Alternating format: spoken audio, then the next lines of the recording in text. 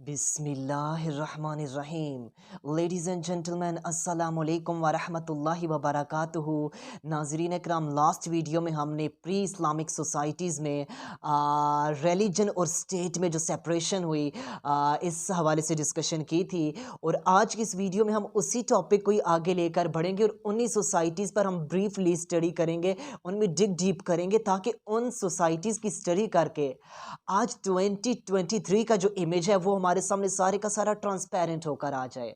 तो आइए बिना टाइम वेस्ट किए अपने आज के इस यूनिक से टॉपिक की जानिब बढ़ते हैं।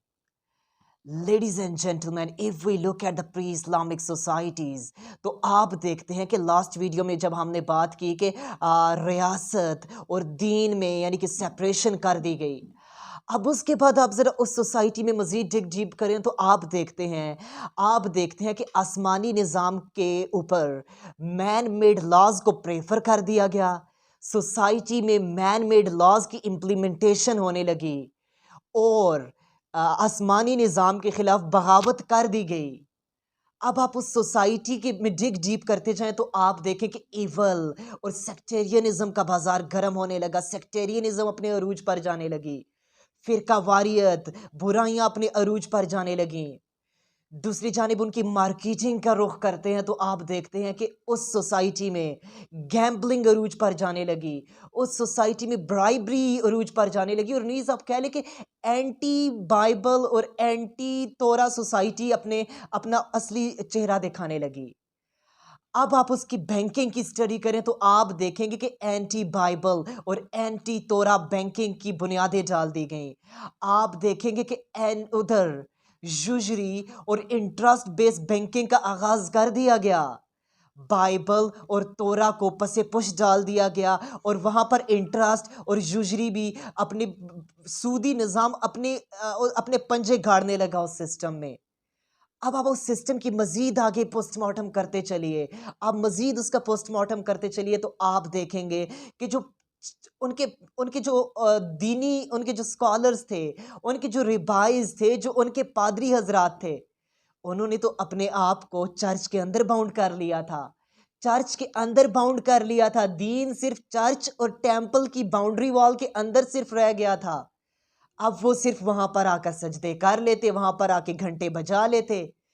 अब जब प्रोफेट मोहम्मद अलैहिस्सलाम का टाइम आया तो उस वक्त की जो जीविश और क्रिश्चियन सोसाइटी थी, उस वक्त भी इस्लामोफोबिया अपने अरूज पर जाने लगा, ब्लेसफेमी अपने अरूज पर जाने लगी और नीज के हर तरह से बाइबल और तोरा के मुताबिक जो लॉ था उसको उसकी धज्जियां उड़ा दी गई। अब इस मौके पर फिर कुरान करीम की जब सूरह माइदा के वर्स 63 का नजूल होता है तो अल्लाह ताला इसमें क्या फरमा रहे हैं। इसमें उनके दीनी पेशवा थे, जो उनके पादरी हजरात थे, जो उनके रिबाइज थे, उनसे क्या कह रहे हैं, उनसे क्या यहाँ पर बात की जा रही है। अल्लाह ताला कह रहे हैं कि ये एंटी बाइबल एंटी तोरा सोसाइटीज बन चुकी हैं, ईवल अपने अरूज पर जा रहा है और तुम लोग भी इस सिस्टम को सजदा कर बैठे हो। तुम लोग भी इस सिस्टम को सजदा कर बैठे हो। चर्च और टेंपल में आकर मुझे सजदे और बाहर जाके उस सिस्टम को सजदे। तुम इस सूदी निजाम के खिलाफ, तुम इस बुराई के खिलाफ क्या एफर्ट कर रहे हो, क्या कंट्रीब्यूशंस हैं तुम्हारी, तुम क्या एफर्ट कर रहे हो। तुम यहां पर आकर मुझे सजदा करते हो, बाहर जाके उस सिस्टम को सजदा कर देते हो। तो नहीं, सुन लो, यहां पर सबसे बड़ा फतवा दे दिया गया कि तुम भी इस जुर्म में बराबर के शरीक हो, तुम भी इस जुर्म में बराबर के शरीक हो। लेडीज एंड जेंटलमैन, अब आप इस वर्स की रोशनी में और उस सोसाइटी की रोशनी में आज की हमारी सो कॉल्ड इस्लामिक सोसाइटीज का भी जायजा ले लें। आज आप देख लें कि हमारे यहाँ भी anti Quranic anti Islamic societies अपने अरूज पर हैं।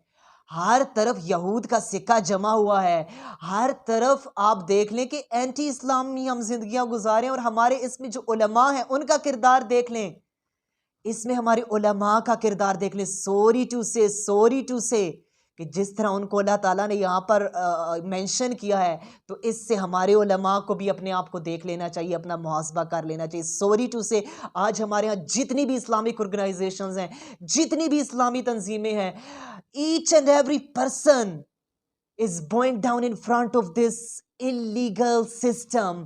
आप देख लें कि हर कोई उस सिस्टम को सजदा कर चुका है। हम किधर एफर्ट कर रहे हैं? मस्जिद में जाकर अल्लाह को सजदे, बाहर जाके उस निज़ाम को सजदे। कौन हम में से एफर्ट कर रहा है? कोई गिने चुने उलमा होंगे जो उसके लिए एफर्ट कर रहे हैं, उस निज़ाम के खिलाफ एफर्ट कर रहे हैं, लेकिन बाकी सब तो सजदा कर बैठे हैं उस निज़ाम को। क्या एफर्ट कर रहे हैं? अल्लाह ताला पूछेंगे कि क्या एफर्ट की थी, क्या एफर्ट की थी?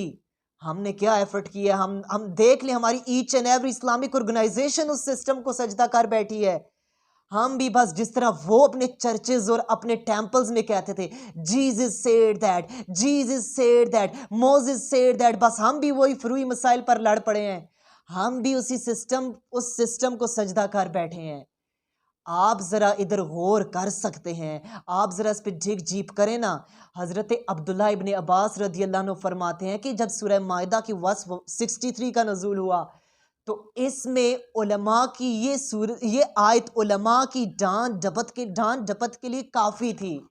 इस वर्स के नज़ूल होने के बाद जो बड़े बड़े हाईली एजुकेटेड साहबा कराम थे ना, उनकी रातों की नींदें उड़ गई थी जब ये वर्स नाजिल हुआ।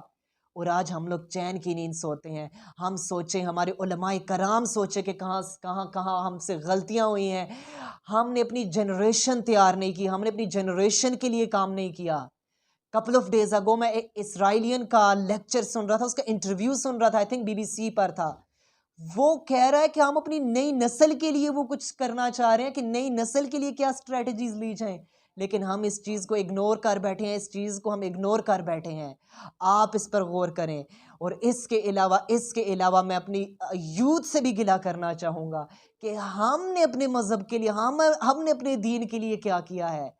हम में से हर किसी ने MBBS, MPhil chemistry, MPhil biology, MPhil botany, chemistry, mathematics, हमने इस चीज़ पर तो तवज्जो दी है, लेकिन गलतियां कुछ हमारी अपनी भी हैं। क्यों? क्योंकि हमने दीन के लिए, हमारे यहाँ एक कॉन्सेप्ट बन चुका है कि दीन के लिए, अल्लाह ताला के दीन के लिए उस बच्चे को वक्फ करना है जो इंटेलेक्चुअल तौर पर सबसे वीक हो, जो किसी और काम के लायक ना हो, या कोई बहुत बड़ा शरारती या शैतान किस्म का बच्चा जो ख़ानदान में होता है, उसको हम सॉरी टू से अल्लाह ताला के दीन के लिए देने को तैयार होते हैं। लेकिन जो सबसे इंटेलेक्चुअल, जो सबसे इंटेलिजेंट होता है, उसको हम सिर्फ मेडिकल के लिए देना चाहते हैं। आप सोचें, हम मेडिकल भी ज़रूर करें। जो इंटेलेक्चुअल पर्सनालिटीज़ हैं, जो अच्छे से इस्लाम के इमेज को रिप्रेजेंट कर सकते हैं, वो साथ में इस्लामी सिस्टम के लिए भी काम करें। इस्लामिक सिस्टम के लिए, पॉलिटिक्स के लिए, बैंकिंग के लिए, पूरे निज़ाम के लिए, अदालती निज़ाम के लिए आप कोशिश करें, आप काविश करें। इसके लिए भी आप स्टडी करें, इसके लिए भी टाइम निकालें। फिर हम उलमा हज़रात से गिला शिकवा करते फिरते हैं, वो सॉरी टू से कि उनमें ज़्यादातर आते ही वो हैं कि जो इंटेलेक्चुअल तौर पर बहुत वीक होते हैं, या वो पुअर सोसाइटी से आते हैं, जो बड़े लेवल पे जाकर कैसे रिप्रेजेंट करें इमेज को। तो इसलिए हमारी यूथ को भी सोचना होगा कि एज अ मुस्लिम हम सबको अपनी कंट्रीब्यूशन, हम सबको अपनी एफर्ट देनी पड़ेगी, ताकि कल अल्लाह ताला के सामने सुरखरू होकर पेश हो सकें। तो लेडीज़ एंड जेंटलमैन, आज की इस वीडियो को यहीं पर ख़त्म करते हैं। नेक्स्ट वीडियोज़ में मज़ीद टॉपिक्स को आगे लेकर हाजिर होंगे। तब तक के लिए अल्लाह हाफिज़।